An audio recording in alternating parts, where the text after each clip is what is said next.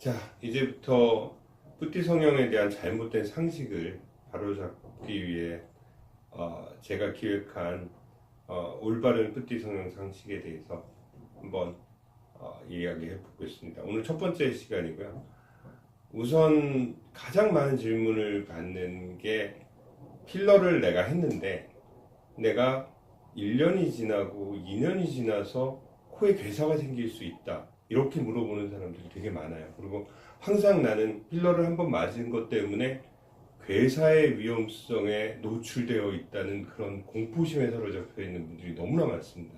그래서 이번 시간에는 괴사가 과연 왜 일어나고 그리고 전형적인 괴사와 그것을 치료하는 방법 그리고 결과에 대해서 한번 보도록 하겠습니다. 자, 이 그림은 간단한 도식표입니다. 피부를 의미하고요. 이쪽이 표층, 이쪽이 깊은층.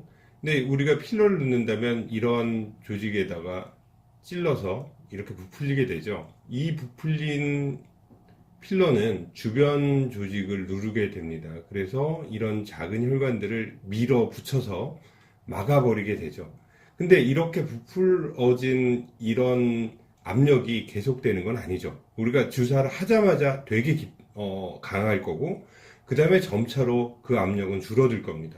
그래서 필러를 하자마자부터 2, 3일 정도의 압력이 제일 높았던 그 다음에 붓기까지 있어서 더 높았던 시기에 괴사가 일어나는 것이지 그 이후에 일어나는 건 전혀 아닙니다.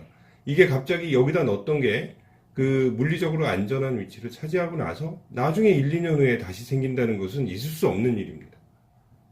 따라서 하고 나서 2, 3일 정도까지 괴사는 일어나고 그 이후에 일어나지 않는 겁니다.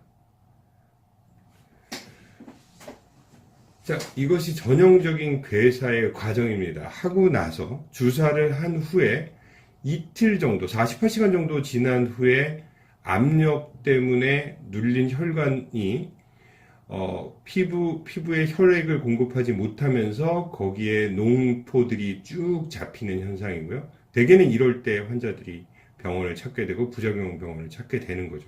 근데 이틀 정도 지나서 쭉 있는 것을 제대로 치료하면 3일, 일주일 만에 이렇듯 깨끗하게 날 수가 있습니다. 단지 이틀 내 농포가 가득 있는 상황에서 그때의 치료 시기를 놓치면 당연히 굉장히 심한 괴사 쪽으로 가는 거고 이때 제대로 치료를 받는다면 어떤 심한 괴사라도 거의 대부분 흉터 없이 잘 날 수가 있는 겁니다. 이런 과정이 전형적인 괴사와 괴사의 치료를 잘 받은 상황을 표현하는 그림들이죠.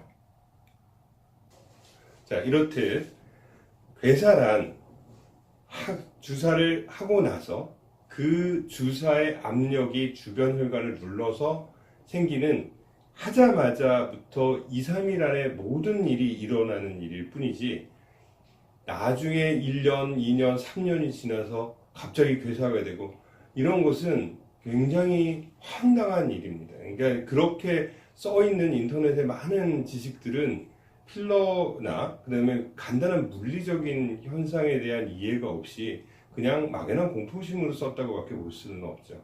그래서 이런 것들은 반드시 처음부터 바로잡아야 된다고 생각해서 첫 시간에 배치했습니다. 감사합니다.